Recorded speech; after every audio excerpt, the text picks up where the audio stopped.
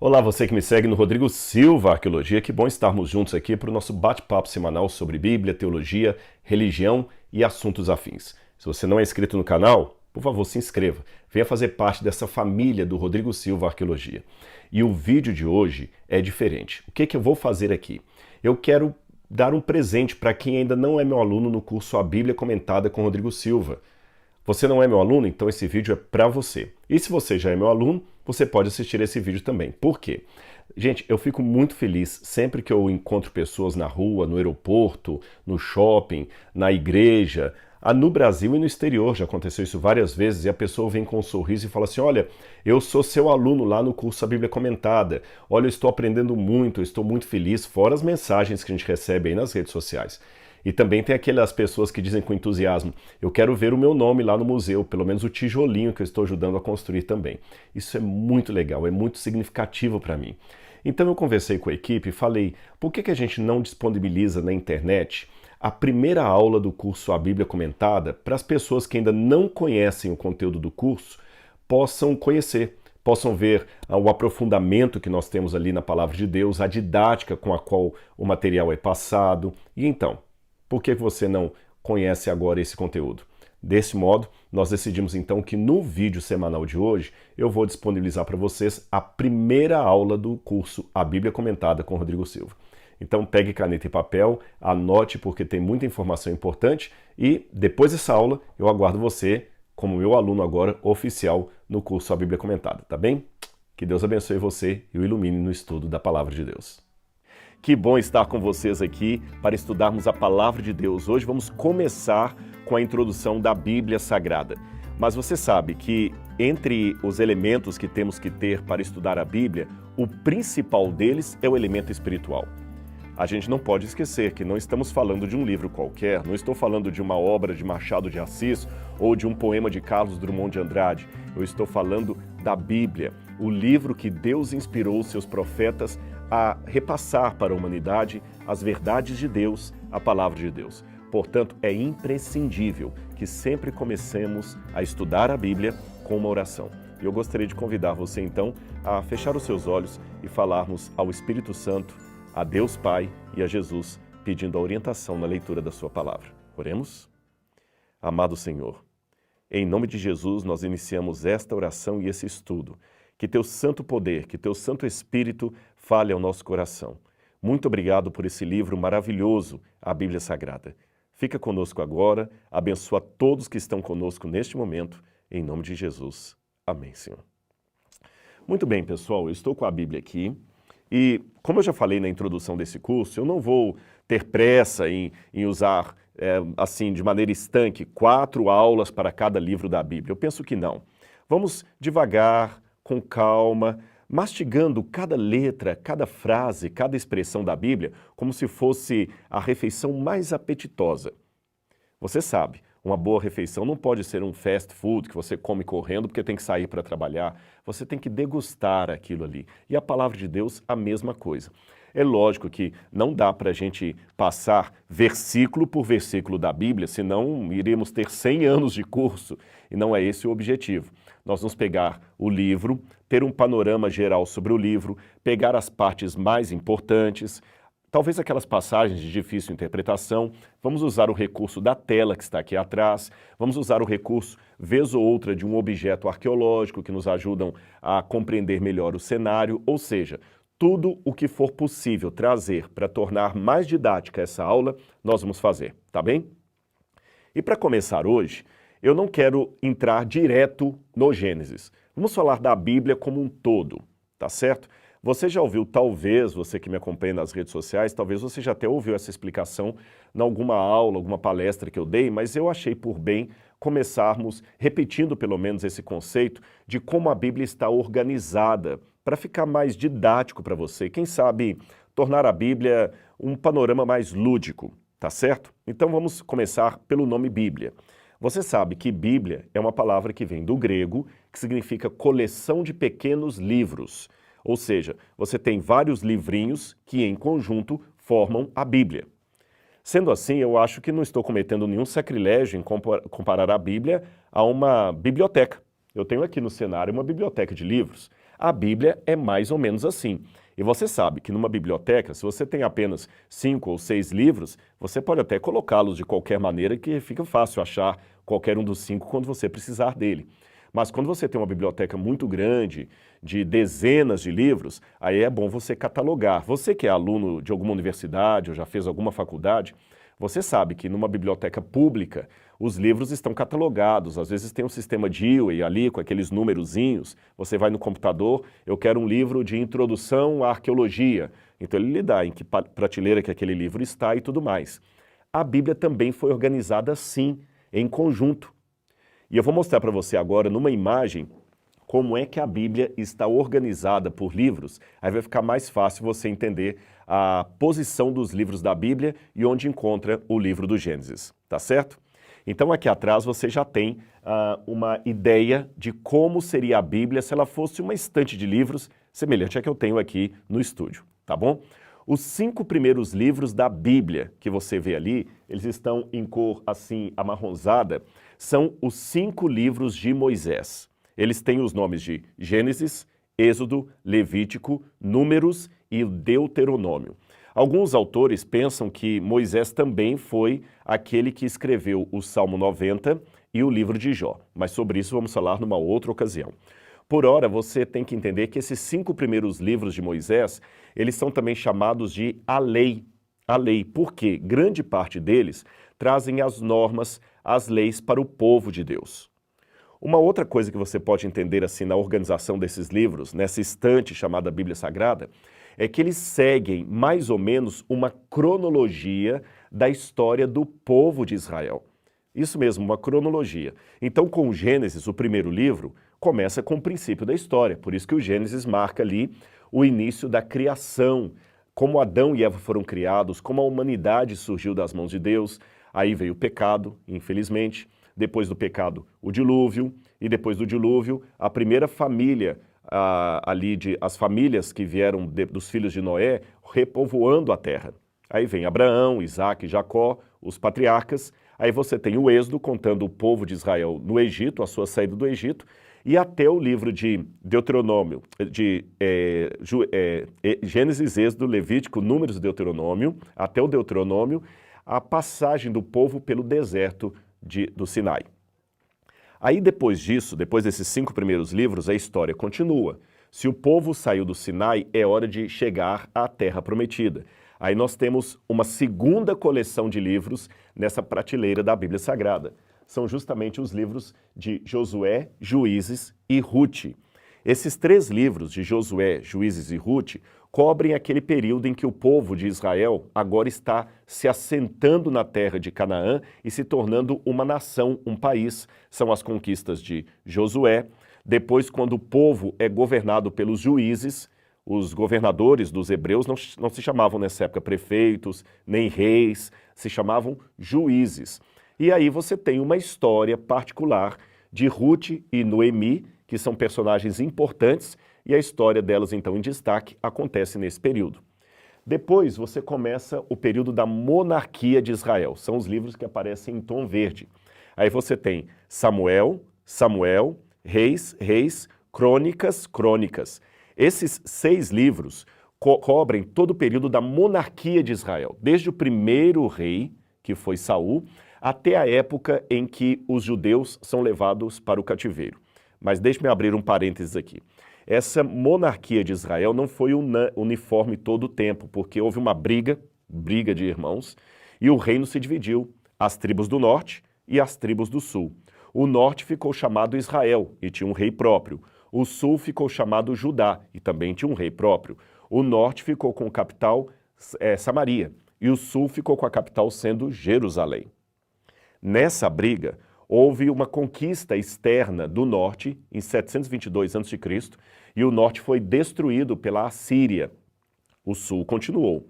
Aí veio Nabucodonosor, destrói Jerusalém, destrói o templo e, infelizmente, nós temos aí o fim da monarquia de Israel. Nesse período que marca o fim da monarquia de Israel, o povo fica 70 anos cativos em Babilônia. Na época dos persas, eles voltam para reconstruir a cidade de Jerusalém, o templo e as muralhas da cidade. Você está percebendo que nós estamos seguindo a linha do tempo? Não sei se ficou claro isso para você. Nós começamos lá na criação de Adão, depois passamos pelo dilúvio, depois nós passamos por Noé, Abraão, Isaac, Jacó, o povo de Israel escravo no Egito, o povo de Israel 40 anos no deserto, o povo de Israel sendo comandado pelos juízes, o povo de Israel como uma monarquia, o povo de Israel destruído pela Assíria e pela Babilônia. Você notou como é uma cronologia? E você percebeu como os livros da Bíblia estão obedecendo essa cronologia? Ou seja, existe uma ordem lógica na forma como os livros foram colocados. É lógico que essa ordem dos livros não foi estabelecida pelos profetas que os escreveram. Foram editores, posteriormente, que fizeram esta organização dos livros para facilitar o nosso entendimento. Aí nós passamos agora para uma outra fase, que é após o retorno do povo para reconstruir Jerusalém que estava destruída. Aí você tem os livros de Esdras, Neemias e Ester. Esdras e Neemias contam justamente esse período de reconstrução de Jerusalém, do templo e das muralhas de Jerusalém. Já estou aí por volta do 5º século a.C. E o livro de Ester também, assim como aconteceu com Ruth lá na época dos juízes, aqui acontece com a história de Ester, uma personagem tão importante que a história dela se destacou aqui, quando ela liberta o povo judeu de serem mortos na época dos persas. Bom, com Ester você termina essa parte histórica. Aí é a hora de mostrar então os profetas da Bíblia, mas antes dos profetas, a Bíblia dá um intervalo para falar das canções, dos provérbios, da sabedoria do povo de Israel. Aí vem uma coleção chamada Sirácida, ou coleção de sabedoria. São os poemas de Israel. Esta parte da coleção, ela não segue aquela cronologia que estava vindo até aqui. Você percebeu que nós viemos desde Adão até o 5º século antes de Cristo aproximadamente, numa ordem cronológica muito exata. E os livros vão acompanhando essa ordem cronológica na sua Bíblia. Depois você pode acompanhar a ordem na Bíblia. Mas agora nós temos livros que são atemporais. São livros, como eu falei, que mostram a sabedoria de Israel. E essa sabedoria é muito marcante, sabe? Ali no Oriente Médio, eles têm uma coisa muito forte com a ideia da sabedoria.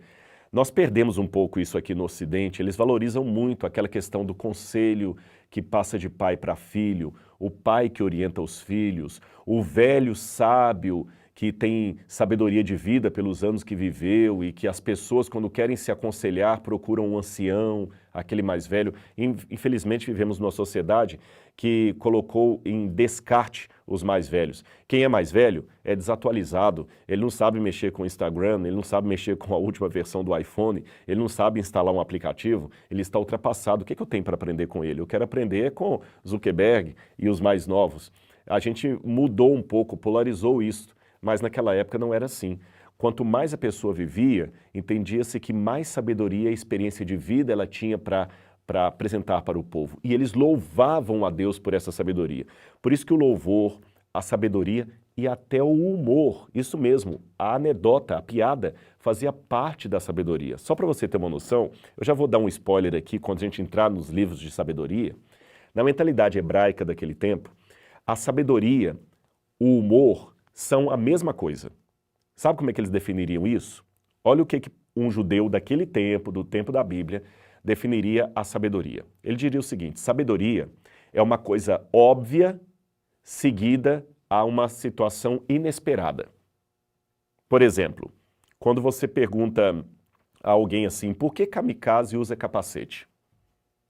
Raciocina comigo, você sabe o piloto kamikaze? Aquele que entrava no avião e ia direto assim para um navio, explodia e ele acabava morrendo. Na época da guerra, os pilotos kamikazes eram pilotos japoneses que eles se suicidavam jogando o seu avião cheio de bombas no alvo inimigo e ele morria junto. Mas geralmente os kamikazes usavam capacete. Para que se ele vai morrer? A resposta óbvia?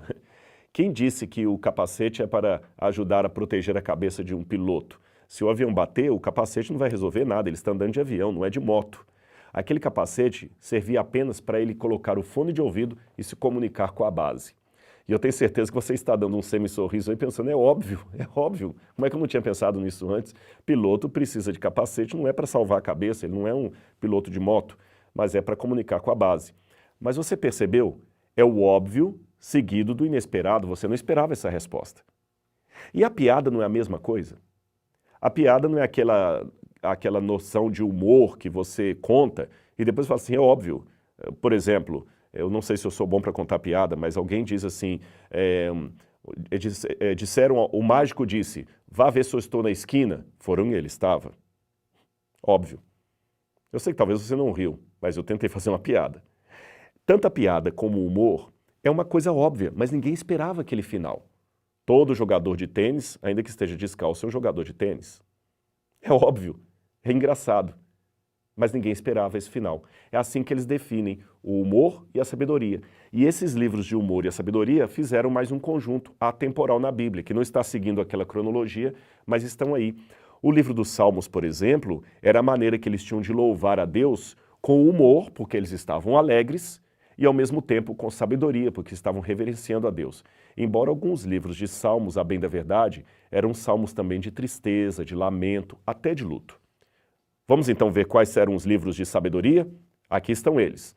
Você tem Jó, Salmos, Provérbios, Eclesiastes e Cantares. A maior parte desses livros aí escritos pelo grande sábio Salomão. Então você viu, até aqui nós tivemos os livros da Bíblia colocados não por ordem cronológica em que foram produzidos, mas seguindo uma sequência cronológica da história do povo, desde a criação do mundo até o 5º século a.C. Depois você tem esses livros de sabedoria, os Salmos eram um livro de cânticos de Israel, Provérbios de sabedoria, e finalmente você tem agora a divisão dos profetas do Antigo Testamento, que também são divididos entre profetas maiores e profetas menores. Profetas maiores não é porque eles eram de maior estatura ou mais importantes que os outros, não. É porque são profetas que estão antes, durante ou depois do cativeiro da Babilônia.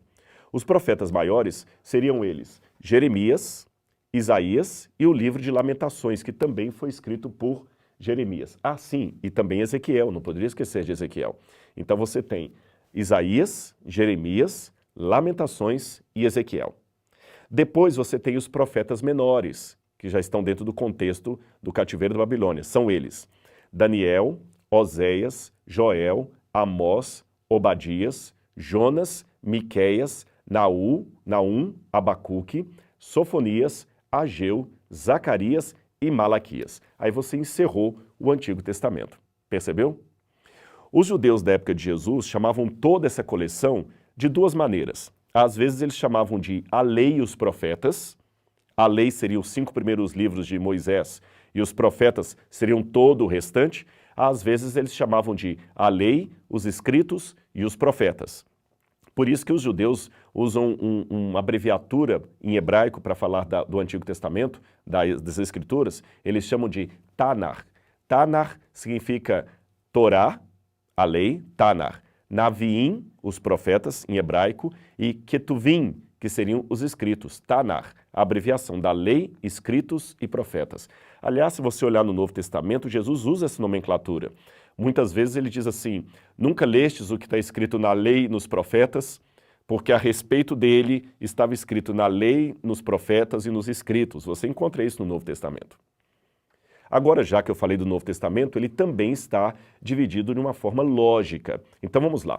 Como o Novo Testamento começa com o evento de Jesus, isso diferencia o Antigo do Novo Testamento. Quando você pega a sua Bíblia, mais ou menos aqui no meio, o que está daqui para trás, o Antigo Testamento, foi escrito antes de Jesus. O que está daqui para frente, o Novo Testamento, depois de Jesus.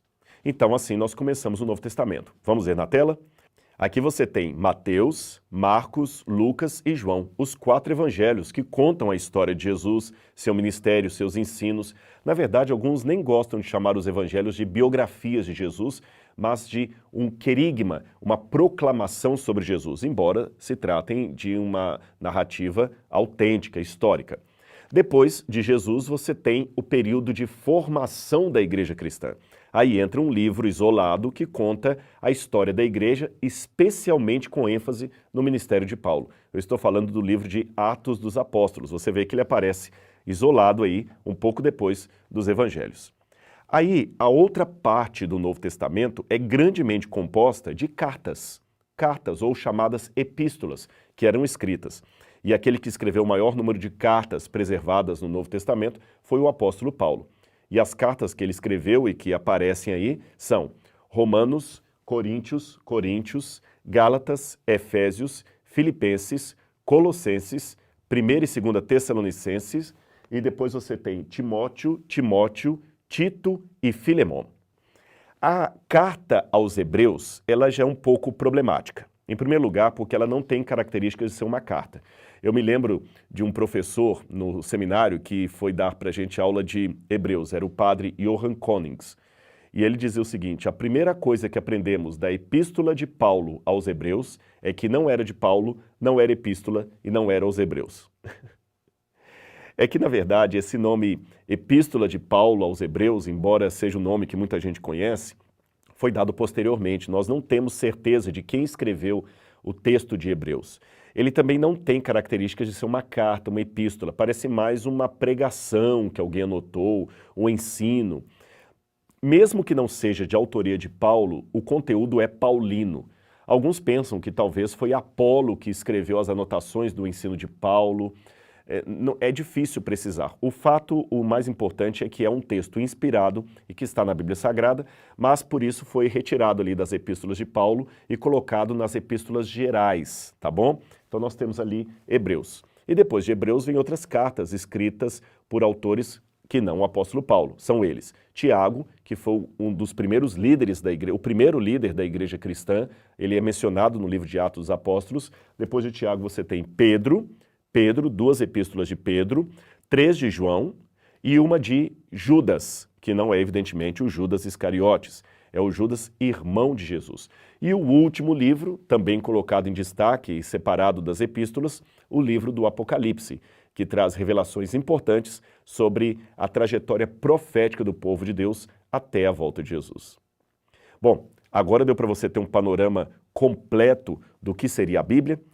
Pode parecer um pouco prolixo, mas eu acho melhor a gente começar assim devagar, porque é muito bom você não apenas ir direto ao texto, mas compreender o contexto no qual aquela expressão da Bíblia, aquela parte foi escrita. Por isso que eu me preocupei aqui em gastar um bom tempo das aulas, primeiro preparando você para o que você vai encontrar, tá bom? Agora eu quero mostrar algo importante para você aqui. Deixa eu só beber um pouquinho d'água. Aliás, um conselho que eu dou para você que está em casa: beba muita água. Quando você for assistir a aula aqui, nós teremos geralmente as aulas de 45, 50 minutos. Traga uma garrafinha d'água, beba água. A água é vida e o nosso corpo é templo do Espírito Santo. Então, se você não beber pelo menos 2 litros de água por dia, você já está doente. Então vamos valorizar o corpo que Deus nos deu, o templo do Espírito Santo. Isso também é uma forma de louvor, é uma forma de doutrina.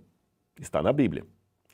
Agora eu quero mostrar para vocês aqui uma coisa muito interessante. O mais antigo texto copiado do livro do Gênesis. Você vai ver aí agora na sua tela esse texto que está aí. Esse é o mais antigo texto do livro do Gênesis. Ele foi copiado cerca de 100 anos antes de Cristo. Sabe o que mais me fascina? Em primeiro lugar é o lado da emoção. Eu vi pessoalmente esse texto com os meus olhos numa exposição em Israel. E o curador dos manuscritos do Mar Morto, esse texto foi encontrado no Mar Morto, entre os textos ali, os famosos manuscritos do Mar Morto, em Herbert Qumran.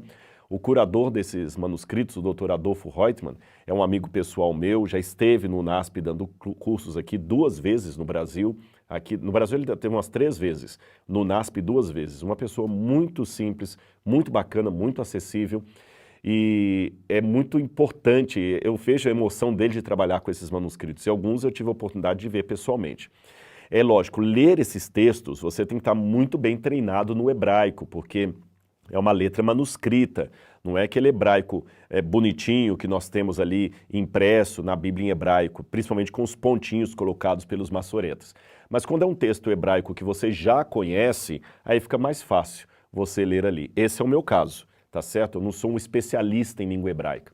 mas eu consigo ler ali, a primeira parte está rasgada, mas a outra você consegue ler Shamayim, Elohim, veja o trecho de Elohim, et Hashamayim, et Haaretz. É possível ver ali o Haaretz bem ali na frente, olha. É muito fácil de ver. Haaretz é a última palavra que está na primeira linha que aparece aí para você. A primeira linha do Gênesis. Ali está escrito em hebraico justamente: no princípio criou Deus os céus e a terra. Então eu tenho uma dupla emoção aqui. Vou falar com vocês qual é. A primeira é eu poder ler ali e identificar a mesma leitura que eu tenho na Bíblia em hebraico que é produzida hoje e na Bíblia que eu tenho em português na minha mão aqui. Só que com uma diferença. Eu estou lendo o mesmo texto aqui, copiado há 2100 anos. É muito emocionante. Sabe, eu não posso esconder isso de você. Deu um brilho no coração estudar essas coisas. Eu fico pensando, como era o rosto da pessoa que escreveu aquilo ali? Seria ele um velho? Seria um jovem? Que horas ele escreveu esse texto? Em que condições ele escreveu ali no sol do deserto? E 2100 anos depois eu posso ler esse texto. Então tem essa emoção de arqueólogo. Mas também existe uma emoção de crente. Sabem qual é? Eu vou contar para você uma coisinha. Nós não temos os originais da Bíblia. Por exemplo, eu não tenho o original do Gênesis. Então nós temos apenas cópia de cópia de cópia de cópia. E a cópia em hebraico mais antiga que nós possuímos da Bíblia datava do ano 970 depois de Cristo. Ou seja, eu estou falando da Idade Média. Agora imagina, na Idade Média você tinha essa cópia de 970 depois de Cristo do Gênesis. Nós que vivemos no século 21, ou até um pouco antes, aqueles que viviam no século 20, olhavam para essas cópias e muitos críticos da Bíblia faziam uma pergunta: será que os judeus copiaram fielmente a Bíblia? Porque vejam bem, considerando, como eu vou falar daqui a pouquinho, que o autor do Gênesis seja Moisés, o Gênesis teria sido escrito no século XV a.C., no século XV. Se a cópia mais antiga que nós temos data de 970 depois de Cristo, eu estou falando de aproximadamente 2.400 anos de separação entre o Moisés histórico e a cópia em hebraico mais antiga do livro do Gênesis. Então a pergunta óbvia que se faz é: quem me garante que essas cópias foram copiadas de maneira fiel? Quem me garante que um copista não resolveu por conta própria acrescentar uns 2, 3 versículos ali, não é? Imagine se fosse hoje aí, o sujeito é torcedor de um time de futebol, aí ele coloca nos 10 mandamentos um 11º lá assim: não falarás mal do time do Atlético Mineiro, alguma coisa parecida. Quem me garante isso? E os cristãos não tinham muito que argumentar a esse respeito, apenas aceitar pela fé. Agora, quando em 1947, um garotinho beduíno chamado Muhammad El-Dib estava procurando as cabras dele lá no deserto da Judéia, ele pegou umas pedras e começou a jogar numas valas, numas grutas, para ver se as cabras estavam lá dentro. E quando ele jogou as pedras, ao invés de ouvir o barulho das cabras, ele escutou o barulho de vasos de barro se quebrando. Ele chamou o irmão mais velho, eles desceram por uma corda e viram que lá no fundo havia uns vasos em cilindro, mais ou menos dessa altura assim, e quando abriram os vasos, lá estavam cópias de uma grande literatura judaica, alguns livros da Bíblia, outros textos dessa comunidade que viveu ali no deserto. Enfim, depois os arqueólogos encontraram 11 cavernas, muitas delas com cópias de livros da Bíblia datados de até 270 anos mais antigos do que o nascimento de Jesus. Aí, quando eles compararam essas cópias com as cópias hebraicas que nós tínhamos da Idade Média, aquelas posteriores a 970 depois de Cristo, viram que a Bíblia foi muito bem preservada pelos judeus. Eu estou falando do Antigo Testamento. E o livro do Gênesis, que é o que me interessa aqui, está copiado de maneira tal qual aquele livro que foi produzido na Idade Média. Em outras palavras, agora vem a minha emoção de crente também. Eu percebo por essa descoberta arqueológica que Deus não apenas inspirou a Bíblia, mas Ele também conservou aquilo que Ele inspirou. Gente, isso é maravilhoso, não é mesmo? Então você vê aí uma cópia do Gênesis datada de aproximadamente 100 anos antes de Cristo. Agora, já que eu falei do autor, vamos a ele, Moisés. Aí você tem o quadro de Moisés de Michelangelo. Ele provavelmente é o autor do livro do Gênesis. Eu acredito nisso. Jesus considerou Moisés o autor do Gênesis. A tradição judaica e a tradição cristã mais antiga sempre consideraram Moisés o autor do livro do Gênesis e dos documentos que se seguem. Gênesis, Êxodo, Levítico, Números e Deuteronômio. E eu falei com vocês também, quando estava apresentando um panorama geral da Bíblia, que provavelmente Moisés também seja o autor do Salmo 90, que é de autoria de Moisés, e do livro de Jó. Moisés, então, escreveu o Gênesis, provavelmente, como eu vou mostrar para vocês em aulas seguintes, no deserto do Sinai. Em que circunstâncias ele escreveu o Gênesis, que tipo de escrita ele usou para produzir o Gênesis, nós vamos explicar mais à frente. Agora, é lógico, também vou em aulas futuras explicar para vocês, existiu na Alemanha, especialmente a partir do século XVIII, XIX, uma leva de teólogos europeus, não somente alemães, principalmente alemães, mas também de outros países, que começaram a colocar em dúvida a autoria mosaica do Pentateuco. Pentateuco são os primeiros 5 livros da lei de Moisés. Esse nome Pentateuco é do grego. Penta, 5, né? Penta, 5. Pentágono, 5 lados, né? Então, Pentateuco. 5 prateleiras. Teukos seria prateleiras, porque acreditavam que antigamente os livros de Moisés ficavam em 5 prateleiras, então receberam o nome de Pentateuco, ou Torá, ou lei, que é a mesma coisa, ou lei mosaica, que é a mesma coisa. Esses autores começaram a dizer que Moisés talvez até era um personagem fictício, que Moisés nunca existiu, e que os livros de Moisés, na verdade, denominados livros de Moisés, foram compilados a partir da época do cativeiro da Babilônia, um pouquinho antes do cativeiro da Babilônia, um pouquinho depois, a partir de várias coxas de retalhos de textos por vários judeus que depois foram editados por alguém e que não houve Moisés como um autor. Eu discordo disso, eu ainda trabalho com aquela tradição judaica e cristã de que esses livros, e vamos falar especificamente do Gênesis, são de autoria de Moisés. Nós vamos discutir mais isso à frente. Agora, já que eu fiz uma breve menção aqui para vocês sobre a forma como Moisés escreveu, vamos raciocinar comigo um pouquinho. Que escrita Moisés deve ter usado para produzir o livro do Gênesis? Que escrita Moisés deve ter usado? Você deve estar respondendo, aquela mesma que você mostrou no manuscrito, Rodrigo. Não. Sabem por quê? Aquelas letras hebraicas que eu mostrei naquele manuscrito antigo do Gênesis, aquelas letras ali são do ano 100 a.C. e elas só foram apropriadas pelos judeus depois do cativeiro da Babilônia. Antes do ano 600 a.C., os judeus não usavam aquele tipo de letra, não usavam. Essa é a primeira informação, a primeira dica para você. Então Moisés não pode ter escrito com aquelas letras. Se Moisés não escreveu com aquelas letras, com que letras Moisés escreveu? Bom, aí eu já tenho que contar para você uma outra coisa sobre a história da escrita. Você sabe que quando a escrita foi inventada, ela foi inventada na região da Mesopotâmia, ela foi inventada pelos sumérios. Eu vou depois mostrar no mapa para vocês. A Suméria, ela fica ali naquela região entre rios, daí o nome Mesopotâmia. Meso, no meio. Potamos, rio. Então, entre rios. Hoje é a região do Iraque.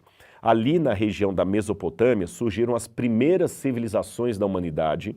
Ali foi inventada a roda, ali foi inventada a cidade, ali foi inventada a cerâmica, ali foi inventada a matemática, ali foram inventados os números, ali foi inventada a escrita. Olha que incrível. E as primeiras formas de escrever que o ser humano inventou ali eram chamadas de ideogrâmicas. Ideogrâmicas, que são formas ideogrâmicas. Eles viam, por exemplo, o sol e desenhavam o sol. E o desenho era o sol, só isso. Então, quando ele queria dizer do sol da manhã, ele desenhava um sol, colocava uma montanha no horizonte, era o sol, e acabou. Era uma ideia ideogrâmica, ou seja, o grama, a escrita, representava uma ideia. Depois, a escrita evoluiu para pictogrâmica. O que era pictogrâmica? É quando o símbolo não representa apenas uma ideia, mas um som.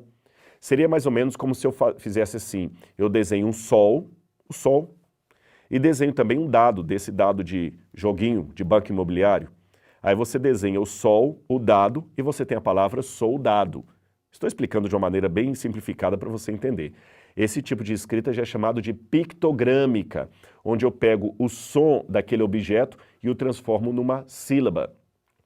Aí você tem a outra evolução da escrita, que é a escrita silábica, onde eles começam a criar símbolos para representar o som de sílabas. Sílabas.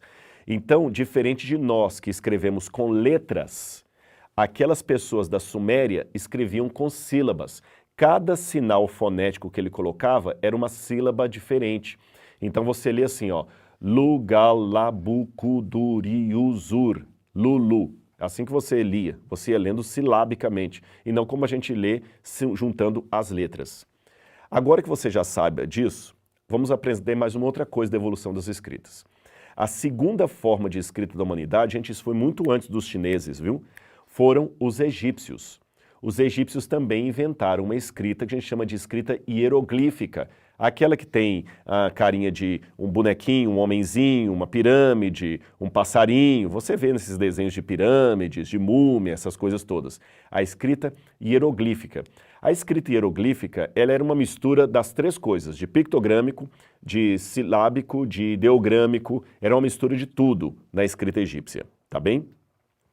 Agora, vamos ver, quando Moisés escreveu o Gênesis, no 15º século a.C., a rigor, ele tinha dois tipos de escritas que ele podia lançar mão para produzir o livro sagrado. Olha aí na tela e você vai ver quais eram esses tipos. Você vê aí um homem simbolizando Moisés, e na parte superior você tem a escrita cuneiforme, aquela escrita que eu falei que começou lá na região da Mesopotâmia. E na parte de baixo você tem a escrita hieroglífica. Perceba que ela é feita de vários desenhos, ela é até mais complexa que a escrita anterior. Essa escrita chamada cuneiforme tem esse nome que foi um apelido dado pelos arqueólogos modernos. Esse nome cuneiforme vem do latim cuneus, que significa cunha. Sabe cunha, quando você pega e faz uma cunha numa madeira, alguma coisa assim?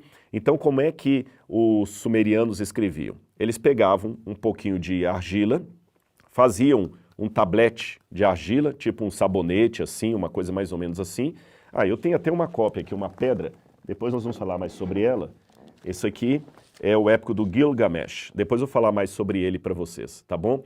Você está vendo aqui, ela está fragmentada, ela está quebrada, e você tem aqui várias inscrições, tá vendo?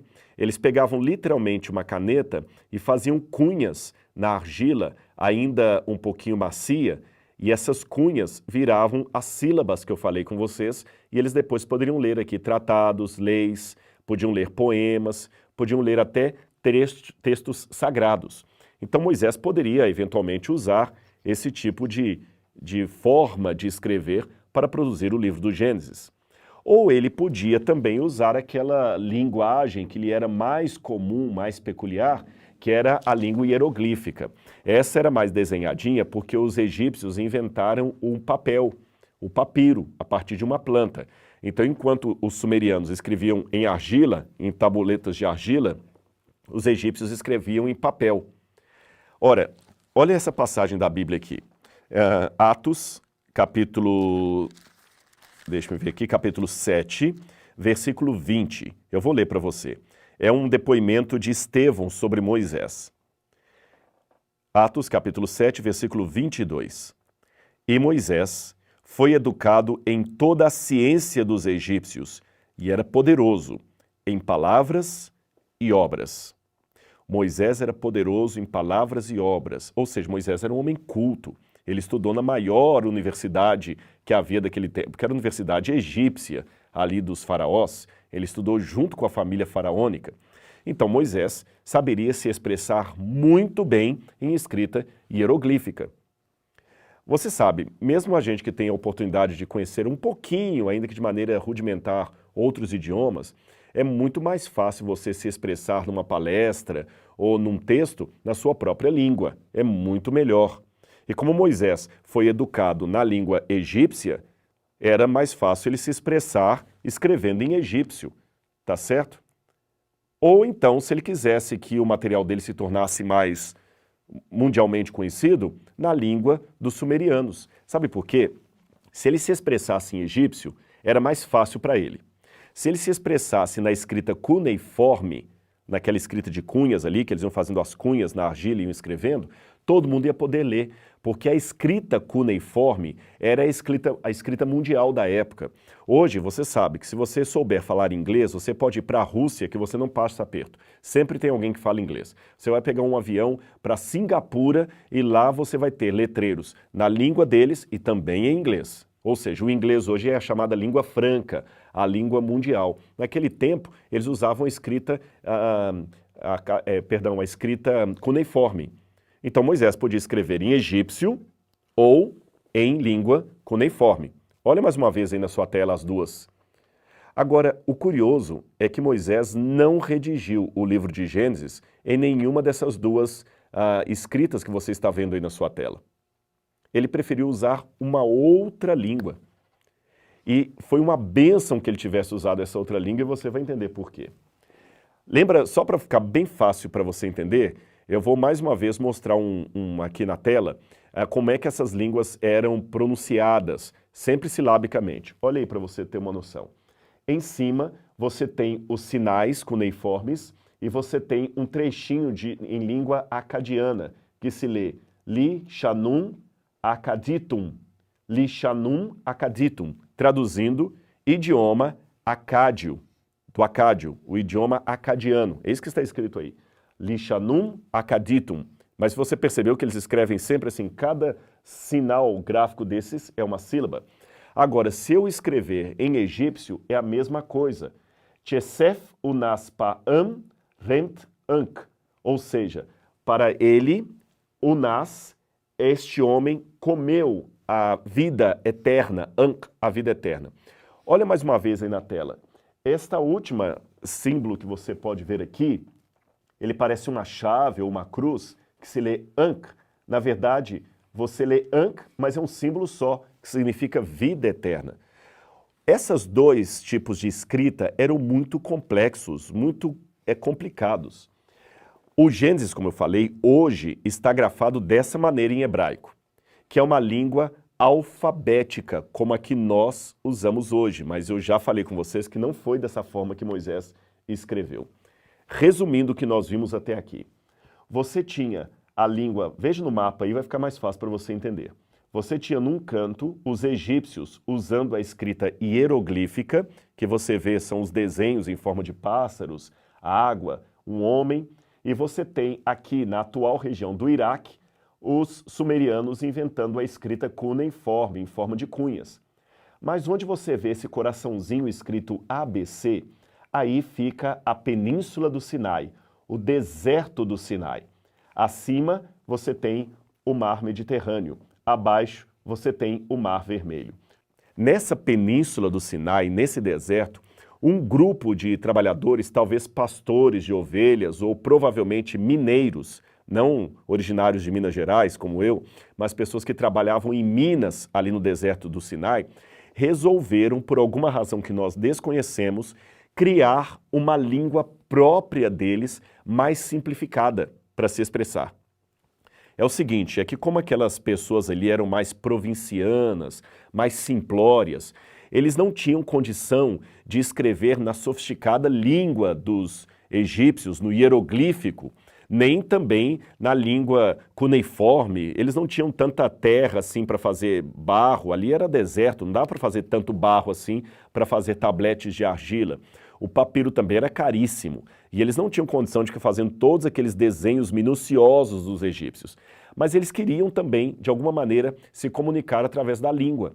Então aqueles que moravam ali no deserto, como eu falei, provavelmente trabalhadores de minas, ou trabalhadores que trabalhavam como pastores de ovelhas, criaram uma escrita muito rudimentar, simplificada, que eles praticamente copiaram dos egípcios. Eu vou explicar para você como é que eles fizeram. Eles olharam para os egípcios e falaram assim, vamos criar uma forma de escrever mais simples que os egípcios? E assim eles fizeram. Foi encontrada ali na região algumas inscrições que você vai ver aí no quadro.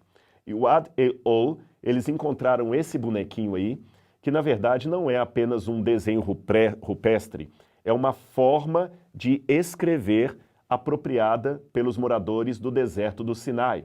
Acima também você tem ali como se fosse uma onda, depois como se fosse o desenho de um boi, um homenzinho sentado, um desenho de um quadrado. Esta aqui é a forma simplificada que os habitantes do deserto do Sinai usaram para escrever, para se comunicar por escrito. Em El Hadim também, em Serabit, eles encontraram também esse tipo de escrita ali, apropriada pelas pessoas que moravam na região do Sinai.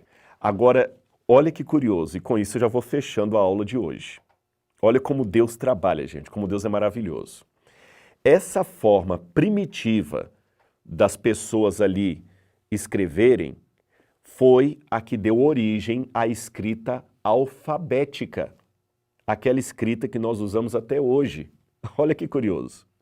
A escrita alfabética começou porque pessoas simplórias não no sentido de com pouca capacidade mental, porque às vezes a pessoa é simples, ela é provinciana, mas é um gênio. Você sabe que às vezes você encontra na periferia uma criança, um jovem, às vezes com a capacidade de um Einstein. O que ele talvez não teve foi a oportunidade de Einstein de estudar. Mas há muitos gênios em todo lugar do mundo. Agora raciocine comigo.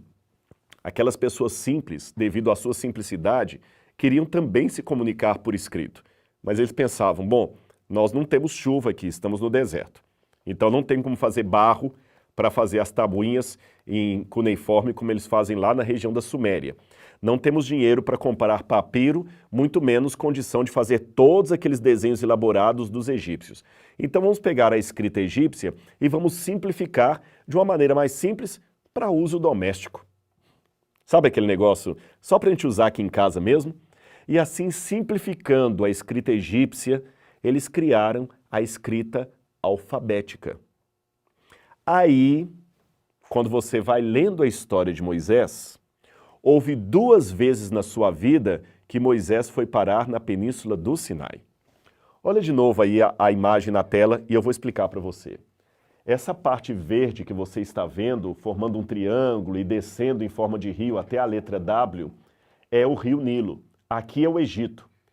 Moisés fugiu daqui, num primeiro momento, depois que ele matou o egípcio, e foi para a península do Sinai, onde está essa letra S. Aqui na península do Sinai, onde é o deserto de Midian, Moisés ficou escondido durante 40 anos porque ele havia matado um egípcio. Foi nesse período que Moisés estava no Sinai, ali, que ele conheceu o seu sogro Jetro, a sua esposa. Ele, Moisés, se tornou um pastor de ovelhas. Foi ali que Deus apareceu para ele numa sarça ardente e falou com ele, agora que se passaram 40 anos, volta para o Egito e tira o meu povo de lá das mãos de Faraó. Aí Moisés sai do Egito, Moisés sai do deserto, volta para o Egito e com mão poderosa livra o povo de Israel. E onde que ele volta com o povo de Israel? Para a península do Sinai. E eles ficam 40 anos vagando na península do Sinai até entrar na Terra Prometida.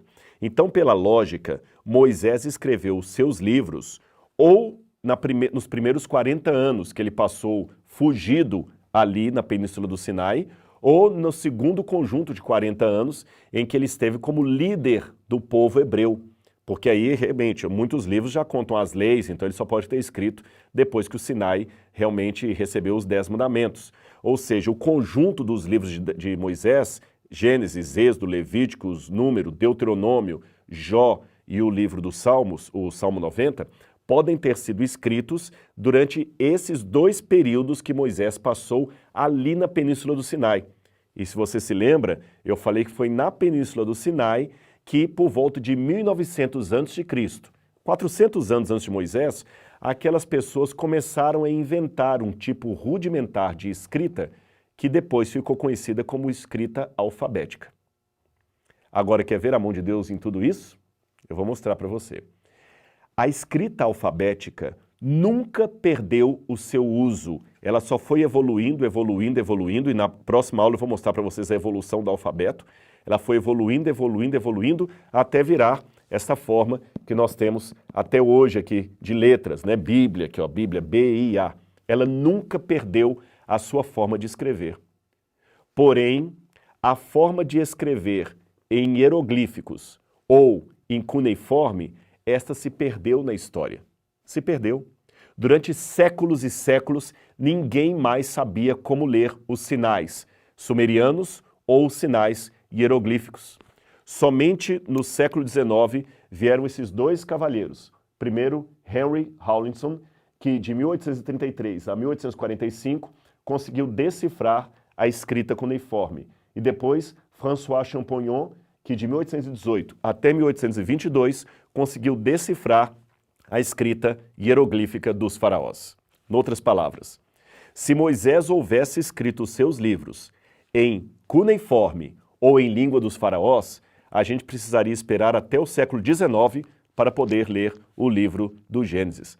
Mas Deus, de maneira sábia, acabou conduzindo Moisés para o deserto para tirá-lo da influência egípcia, fazê-lo escrever o Gênesis naquela linguagem primitiva dos habitantes ali, e assim a sua escrita nunca ficou perdida e por todos os séculos o Gênesis pôde ser lido. Não precisamos esperar por um Champollion para decifrar a escrita de Moisés.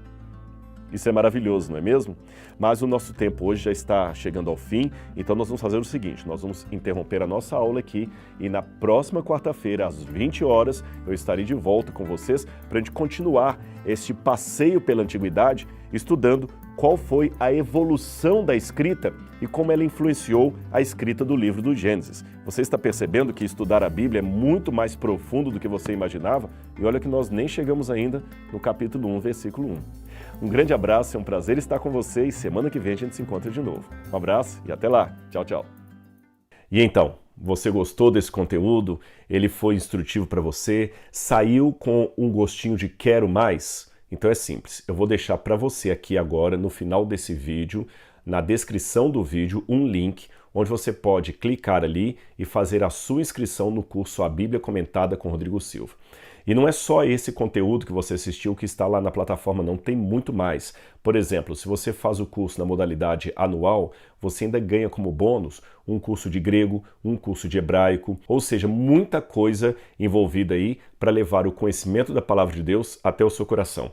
E de quebra, além de estar conhecendo bastante a Bíblia, você vai estar ajudando a construir e manter e ampliar o Museu de Arqueologia Bíblica do NASP. Então, muito obrigado pelo seu carinho, pelo seu abraço. Eu aguardo você na próxima aula.